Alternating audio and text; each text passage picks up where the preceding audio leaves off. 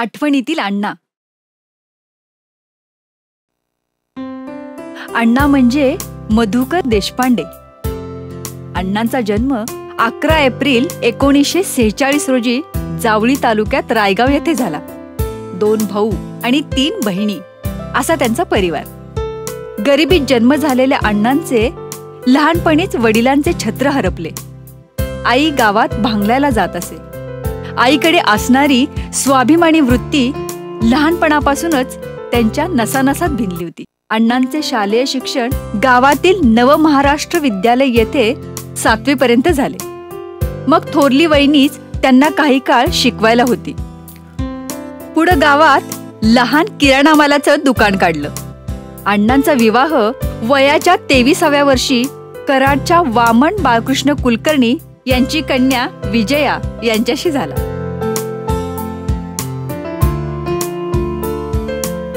आणि कालांतराने ते सातारा येथे मंगळवार पेठेत राहावयास आले. तिथेच दत्त किराणा स्टोर्स नावाचं किराणा मालाचं दुकान काढलं. लोकांना मदत करायची उपजतच वृत्ती असल्याने उधारीत ते अडचणीत आले. मदतीला होती ती त्यांच्याबरोबर त्यांची अर्धांगिनी. रोज सकाळी उठून बॉबी तळून देत असे आणि अण्णा स्वतः गावोगावी जाऊन सायकलीवरून विकत असत. अगदी माण, खटाव, गोंदवले येथेही ते सायकलवरून जात असत. पुढे दत्त साऊंड सर्व्हिस नावाने लाऊडस्पीकरचा व्यवसाय सुरू केला. तो बरा चालला. त्या काळात लग्नानंतर वरात हा प्रकार जास्त प्रचलित असे, म्हणून वरातीची गाडी देखील घेतली. पुढे रिक्षा घेऊन त्यांनी काही काळ रिक्षा सुद्धा चालवली. त्या काळात रिक्षा चालकांच्या मदतीसाठी रिक्षा चालक मालक या नावाने पतसंस्थेची स्थापना केली. आजही ती अनेक लोकांना मदत करते. त्या काळात ग्रामीण भागात लाईटचा प्रॉब्लेम असल्यामुळे जनरेटरचा व्यवसायही केला. जुने जनरेटर घेऊन ते दुरुस्त करून विकत असत, भाड्याने देत असत. डोक्यावरून ते ग्रामीण भागात घेऊन जात असत. नंतर त्यांनी एक मेटेडोर टेम्पोही घेऊन पाहिला, पण म्हणावे तसे यश काही येत नव्हते. त्याच दरम्यान साताऱ्यात पडद्यावर चित्रपट दाखवण्याचा व्यवसाय सुरू झाला. साताऱ्यात विजय फिल्म्स नावाच्या एका कंपनीत ते रिक्षा व जनरेटर घेऊन जात असत. तिथेच ते 16 mm चित्रपट मशीन चालवण्याची कला शिकले. यश अपयश असे अनेक अनुभव पाठीशी होतेच, पण त्यात अपयश हे जास्तच. या काळात वाखाणण्यासारखी होती ती त्यांची जिद्द. मग आपणही हे मशीन खरेदी करून हा व्यवसाय सुरू करावा असं त्यांना वाटू लागले. प्रश्न होता भांडवलाचा. माते समान असणाऱ्या मोठ्या वहिनीकडे हक्काने ते गेले आणि भांडवलाचा प्रश्न सोडवला. मग मात्र यशाची शिखरे ते सर करीत गेले. पुढं एकबोटे या व्यक्तीच्या मदतीने चित्रसंपदा फिल्म्स या नावाने आपली नवी संस्था स्थापन केली. एका मशीनची 6 मशीन केली.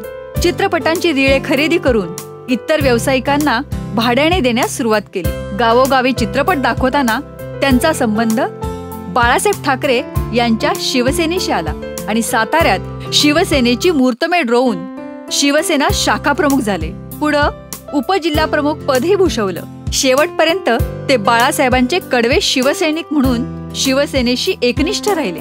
त्याच दरम्यान आईच्या नावाने इंदिराबाई उद्धव देशपांडे ट्रस्ट स्थापन करून गरिबांच्या सेवेसाठी रुग्णवाहिका उपलब्ध करून दिली. इतर लोकांचे चित्रपट गावागावात दाखवत असताना ग्रामीण लोकांची काय आवड आहे याचा अभ्यास आपोआपच होत होता. नशीब साथ देत होतच, पण विश्वास होता तो स्वतःवर. मग आपण चित्रपट का तयार करू नये असा विचार त्यांच्या मनात आला आणि अण्णा कामाला लागले. त्या काळात मराठी चित्रपट सृष्टीला एक मरगळ आली होती.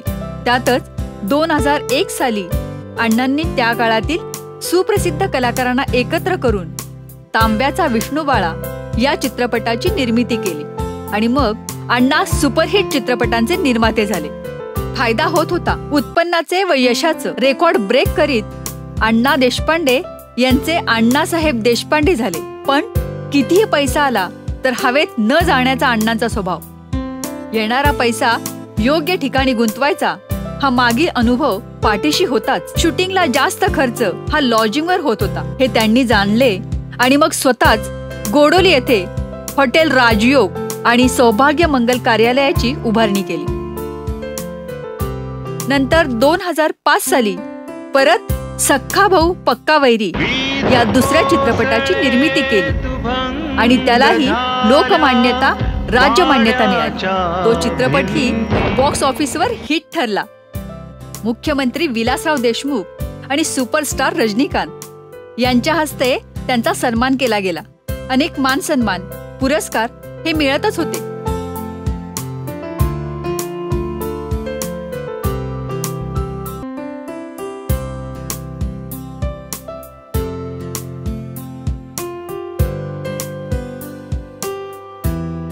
पुढे जखमी कुंकू हा चित्रपट बनवला. आता आपल्या मुलांबरोबर त्यांनी बेभान या एका महत्त्वाकांक्षी चित्रपटाची निर्मिती केली आहे. या काळात अखिल भारतीय मराठी चित्रपट महामंडळाच्या निवडणुकीत समर्थ पॅनलतर्फे उभे राहून निवडून येऊन अनेक कलाकारांचे प्रश्न मार्गी लावले. अनेक वृद्ध कलाकारांना पेन्शन सुरू केली आणि कलाकारांच्या पाठीशी विश्वासाने समर्थपणे उभे राहिले.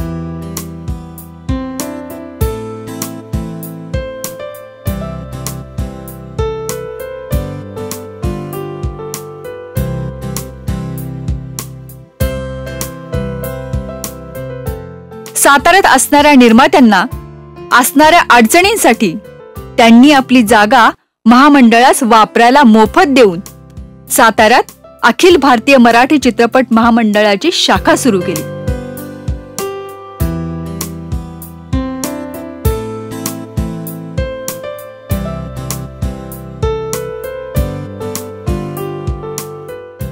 सातारा शाखेतर्फे वर्धापन दिनाच्या निमित्ताने भागातील यशस्वी निर्माते, कलाकार आणि तंत्रज्ञ यांचा सन्मान करून चित्रपट व्यवसायाला चालना दिली. आज मितीला सातारा शाखेमार्फत 1400 सभासद भागात काम करत आहेत. अण्णांनी सर्वच क्षेत्रात प्रगती करत असताना आपल्या जुन्या घराच्या जागेत शिवशाही या नावाने अपार्टमेंटची उभारणी केली.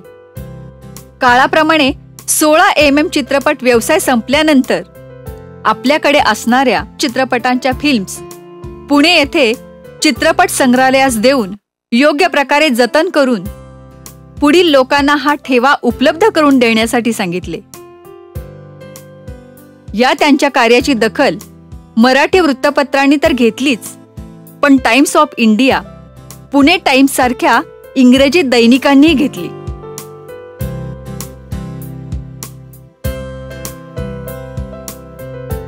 मी चित्रपटाचा 40 वर्ष बिझनेस केला, 16 mm चित्रपटाचा. परंतु आता त्या काळाच्या ओघामध्ये तो लुप्त झाला. मग आता या राहिलेल्या प्रिंट्स म्हणा, प्रोजेक्टर म्हणा, याचं करायचं काय? कारण मी काय व्यवस्थित जतन करू शकत नाही. म्हणून मी सततच्या चित्रपटाच्या प्रिंट पुण्याच्या राष्ट्रीय संग्रहालयाला मी दान करून टाकल्या. सध्याच्या चित्रपटाच्या साधारणतः 71 प्रिंट्स मी त्याला दिल्या. त्याच्यामध्ये चंदनाची चुळी, अंगांग जाळी, पिंजरा, अमिताभ बच्चनचे काय पिक्चर, ज्ञानेश्वर, असे बरेचसे पिक्चर जे माझे होते ते राष्ट्रीय संग्रहालयामध्ये मी देऊन टाकले. ते चांगले जतन करतील आणि त्याचा भावी पिढीला उपयोग होईल म्हणून मी त्याला प्रिंट देऊन टाकलं. गावच्या राम मंदिरास सागवानी दरवाजा बसवून दिला. प्राथमिक शाळेत बेंच वाटप केले. गावातील गरजू लोकांना आर्थिक मदत केली. अण्णांनी त्यांच्या आईच्या नावाने भव्य कमान उभी केली. गावातील व्यायामशाळेस व्यायामाचे साहित्य दिले.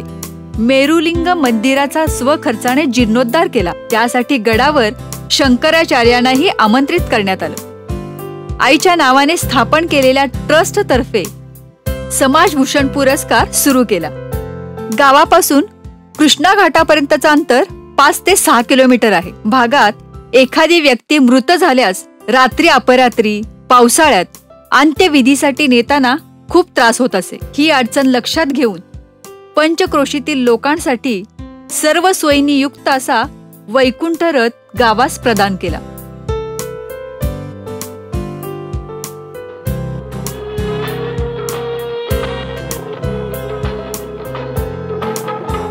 आज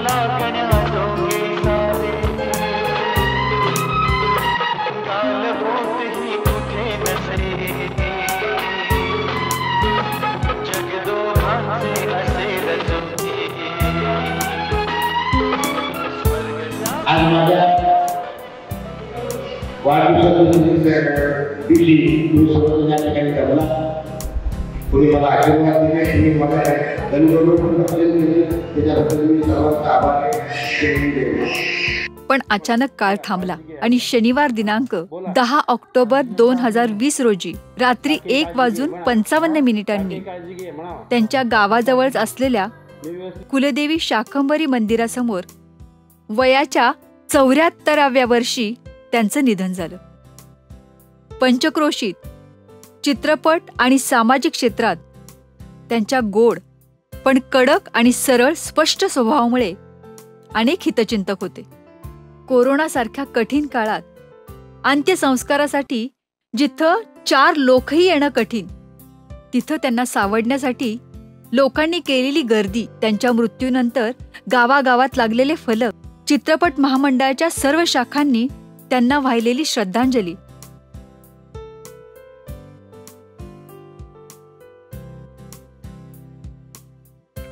अशा शून्यातून विश्व निर्माण करणाऱ्या कर्तृत्ववान आणि आदर्शवत अण्णांना भावपूर्ण श्रद्धांजली.